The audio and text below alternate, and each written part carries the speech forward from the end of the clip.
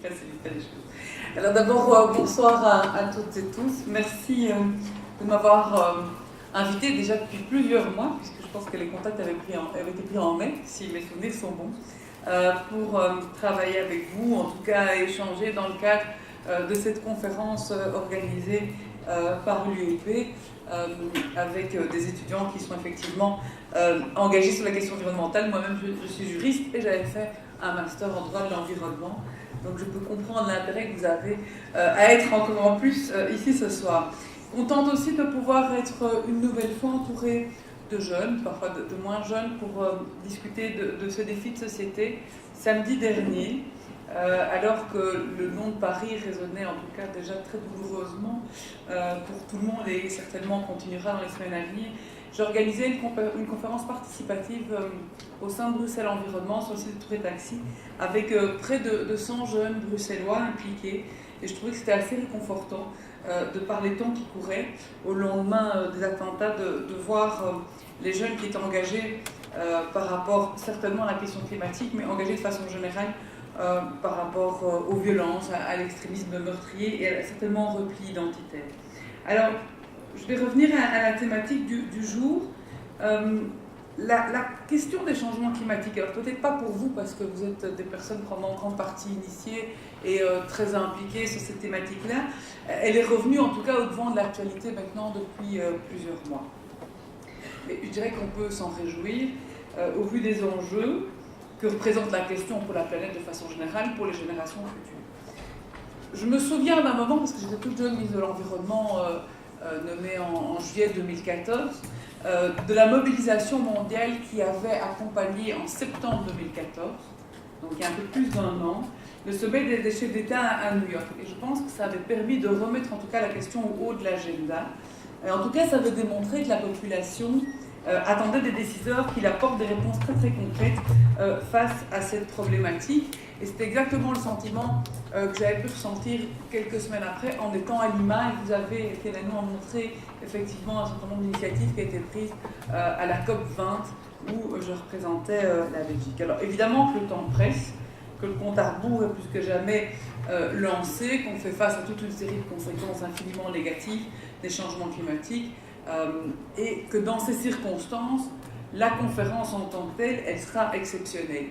Enfin, j'espère qu'elle le sera, à tout le moins. Je dirais que je voudrais la décliner avec 2 adjectifs qui me semblent essentiels en termes de filigrane. C'est le terme global d'une part et ambitieux d'autre part qui doit vraiment accompagner l'accord pour avoir un vrai changement de paradigme par rapport à toute une série de choses qui vous ont été expliquées ici et d'une autre manière aussi d'envisager la politique climatique internationale qui, c'est vrai, représente encore toute une série de dysfonctionnements. Alors pourquoi le terme global? Parce que c'est vrai que vous l'avez très justement cité, ça doit entraîner l'ensemble des pays à prendre des engagements de réduction d'émissions de manière équitable. Équitable, ça veut dire, pour moi en tout cas, conforme à leurs responsabilités, passées, présentes et futures, conforme aussi à leurs moyens, et je pense plus particulièrement aux grands émetteurs de gaz à effet de serre, certainement les États-Unis, mais toute une série de pays émergents comme la Chine, l'Inde, l'Afrique du Sud et le Brésil, et on connaît tous les clivages qui ont préexisté dans les décennies précédentes sur ces pays-là. Global parce que je pense qu'il est important de parler aussi de manière équilibrée des réductions de gaz à effet de serre et de l'adaptation au changement climatique dans l'accord. On fait face, et vous le savez bien, à une hausse de la température mondiale qui a des conséquences inévitables sur la planète. On doit pouvoir s'y adapter dans les pays les plus vulnérables qui souffrent le plus aussi de cette hausse. Et pour assurer cette adaptation, ces pays qui sont les plus vulnérables ont vraiment besoin d'obtenir du financement international, et c'était une de vos derniers mots tout à l'heure. Global aussi parce que je pense qu'il est fondamental que la communauté internationale dans son ensemble reconnaisse aussi l'importance d'une société civile extrêmement mobilisée dans la mise en œuvre des politiques climatiques. Pour ceux qui seront à Paris d'ici une semaine, vous verrez la mobilisation extrêmement forte au quotidien dans les allées des différentes COP. Et je pense qu'à ce titre, l'accord de Paris doit pouvoir aussi offrir des moyens adéquats aux jeunes aux autorités locales, et c'est fondamental, aux organisations non gouvernementales, je dirais aux jeunes, aux femmes, aux travailleurs, pour qu'ils puissent participer à la construction d'un monde plus durable, et ça peut passer aussi par des actions de financement. Alors ambitieux, pourquoi? Parce qu'il faut un accord compatible aussi avec l'objectif de limiter le réchauffement global à maximum de degrés. Vous connaissez toute la discussion aujourd'hui autour de ce chiffre-là par rapport à la période pré-industrielle, comme s'y a engagé d'ailleurs la communauté à Copenhague en 2009 suite aux travaux du GIEC, pour éviter toute une série d'impacts qui sont très graves et qui sont en tout cas largement démontrés comme irréversibles aujourd'hui à échelle mondiale. Ça suppose des engagements forts de l'ensemble de la communauté internationale, mais de notre pays aussi, et de nos entités régionales, et je vais en venir à la partie qui m'occupe maintenant depuis des mois.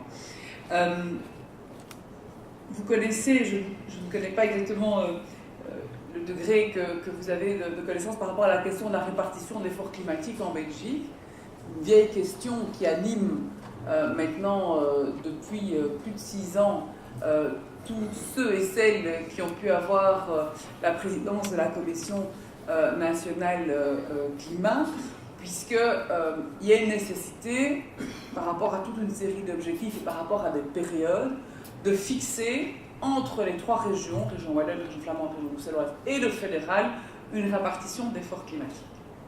Alors, c'est ce qu'on appelle le fameux burden sharing, pour ceux qui le connaissent.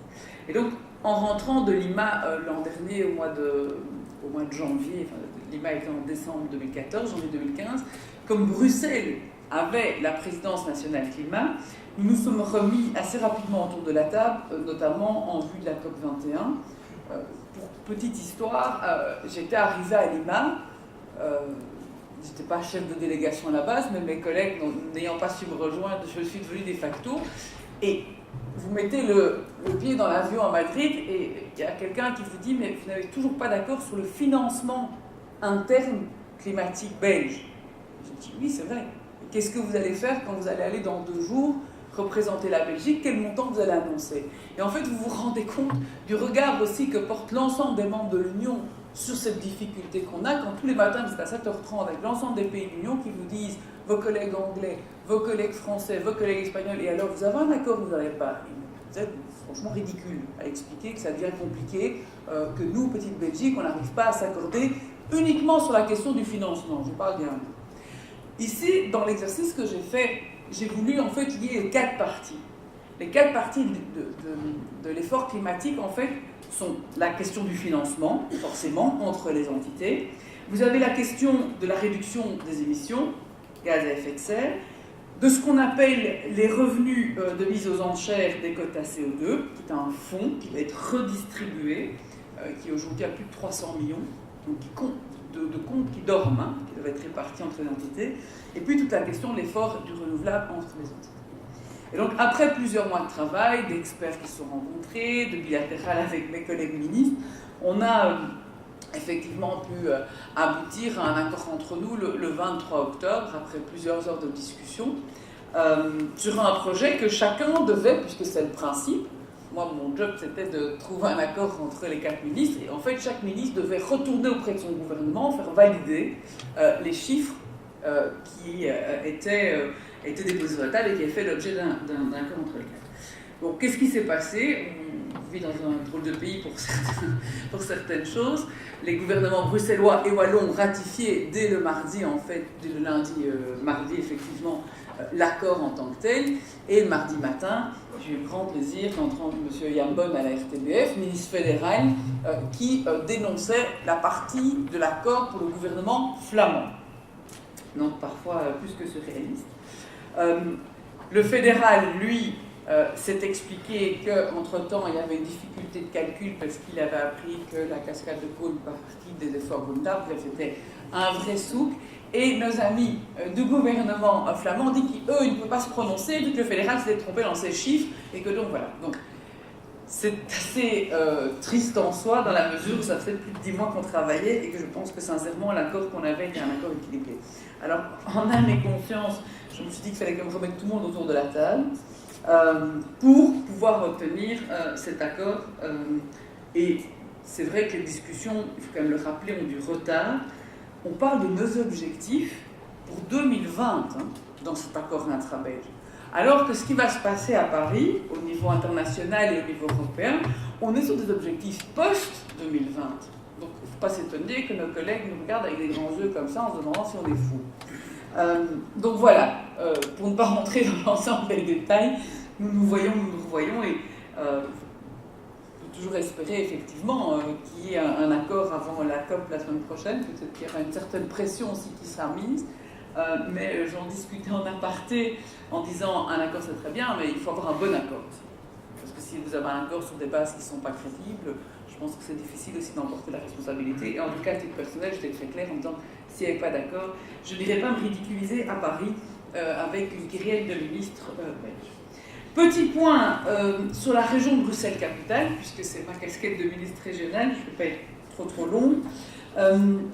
En dehors de toutes ces considérations, c'est important que le territoire bruxellois, composé, comme vous le savez, d'un territoire assez dense, qui n'est pas extensible, et donc avec des caractéristiques urbaines et démographiques particulières, a un certain nombre forcément de défis assez propres à relever. Il y a la question de la croissance démographique au niveau de la région de Bruxelles-Capitale, et il y a toute la question de l'aléa climatique. Avec un secteur, vous le savez, émetteur de gaz à effet de serre qui est le principal, qui est celui du bâtiment à Bruxelles, qui représente approximativement 60% des émissions en 2012, 25% par exemple pour la région wallonne. Vous voyez en fait que les politiques qui vont être menées vont être assez différentes forcément en fonction du tissu. Et donc les émissions bruxelloises, elles sont très largement aussi dépendantes des conditions climatiques. Revenu aussi par habitant bruxellois, qui est le plus bas des trois régions, avec une capacité d'investissement qui est aussi sensiblement moindre par rapport à cette question du bâti, avec aussi une proportion locataire-propriétaire très différente, puisque vous avez 40% propriétaires en région bruxelloise, 60% de locataires, donc moins qui vont investir spontanément dans leur propre logement. Et donc dans ce cadre-là, on a décidé de travailler sur une politique intégrée dans tous les domaines. Et la politique intégrée, elle a trouvé sa concrétisation sur le plan juridique en 2013 dans le Code bruxellois de l'air, du climat et de la maîtrise de l'énergie. Et le Code bruxellois de l'air, climat et maîtrise de l'énergie prévoit en fait l'adoption d'un instrument qu'on appelle un instrument clé, c'est-à-dire le plan air, climat, énergie. Alors, le processus décisionnel était à l'arrêt en fin de législature précédente. On est en train de travailler à le finaliser maintenant dans les semaines qui viennent en troisième et dernière lecture, il faut 3 lectures devant les gouvernements. Il est ambitieux parce qu'il prévoit, notamment en 2025, une réduction des émissions de gaz à effet de serre de 30%, donc on va au-delà des objectifs européens. Je pense qu'il doit être aussi la meilleure preuve que la région bruxelloise, malgré son territoire, malgré une série d'écueils que je vous ai cités, s'inscrit dans une ambition climatique qui est importante. Alors le plan a été soumis en enquête publique, c'était important dans sa deuxième phase. Entre le 1er juin et le 31 juillet de cette année, il y a 150 actions qui y sont déclinées. Vous avez évidemment la question du bâti, vous avez la question des transports, de l'économie, de la consommation durable et de l'adaptation au changement climatique. Il est disponible, si vous le souhaitez, sur le site de Bruxelles Environnement. Vous avez toute une série, évidemment, d'actions. Je vous en cite quelques-unes. C'est toute la question de l'amélioration de la performance énergétique dans les biens qui sont mis en location. C'est à ce titre-là, notamment, que j'ai fait adapter les primes énergie 2016 par rapport, permettant en fait aux propriétaires de pouvoir avoir un accès quand ils étaient conformes à des normes comme la PEB et autres. Tout l'encouragement des financements alternatifs dans le cadre des rénovations énergétiques avec la question du tiers investisseur. L'encouragement, évidemment, toute la question des alternatives à la voiture individuelle, c'est évidemment le véhicule partagé, la mobilité douce. Et on a pris la décision en conclave budgétaire, il y a déjà maintenant un mois, c'était le 16 octobre, de travailler à partir de janvier 2016 sur toute la question de la fiscalité environnementale, et je le ferai en partenariat avec mon collègue des finances et de la mobilité pour arriver à une réforme qui pourrait rentrer en œuvre à Bruxelles en 2017. En fait. Donc avoir un an pour modifier les paramètres fiscaux. Mise en place de zones de basse émission, que je pense fondamentale à Bruxelles. On travaille aujourd'hui sur la mise en place de projets pilotes avec toute une série de communes qui ont marqué leur intérêt. Instauration d'un programme régional d'économie circulaire, c'est une grande priorité qu'on développe pour le moment. On a dégagé des moyens de budget pour lancer ce qu'on appelle le programme régional d'économie circulaire qui sera mis en œuvre à partir de janvier 2016. Promotion des produits durables, réduction des inondations et de leur impact. Et une volonté, c'est vrai, de travailler, en tout cas c'est ma vision des choses, vu l'étroitesse aussi de notre territoire, avec les communes bruxelloises, au plus proche aussi de leur réalité. Yvan Mayer est là, mais en tout cas, au niveau de la région bruxelloise, on est vraiment en dialogue avec toutes les communes pour leur demander qu'est-ce qu'ils considèrent être en capacité de faire aujourd'hui et comment est-ce qu'on peut les booster aussi dans leur action. Je terminerai avec un tout petit bilan des actions menées par le gouvernement depuis quelques années en matière climatique et énergétique, parce qu'on a toujours oui mais alors. Année 2012, par rapport à l'année référence 1990, sachant que la population bruxelloise aussi a fortement augmenté, 18%. Pour ce qui est de la consommation énergétique, il y a une augmentation de la consommation énergétique absolue de 2,7%. Mais si vous comptabilisez la consommation par habitant, il y a une diminution qui s'opère d'un segment de 13%. Émissions de gaz à effet de serre, diminution de 8% aujourd'hui. Et si vous utilisez le paramètre de météo constante, on arrive même en fait à une diminution de 11%. Donc, c'était deux illustrations chiffrées, simplement pour vous dire que je pense qu'on est aujourd'hui dans un momentum particulier. J'espère très sincèrement, d'abord qu'il y aura un accord à Paris, qui sera effectivement global, ambitieux, mais j'espère surtout qu'en fait, après Paris, l'effort sera poursuivi bien au-delà de la question de la ratification de l'accord s'il intervient, et de vous dire toute la nécessité aussi, grande, petite région ou pas, fédérale ou pas, de continuer de façon importante les efforts, parce que je pense que c'est une des questions vraiment les plus fondamentales pour nos générations et les générations futures.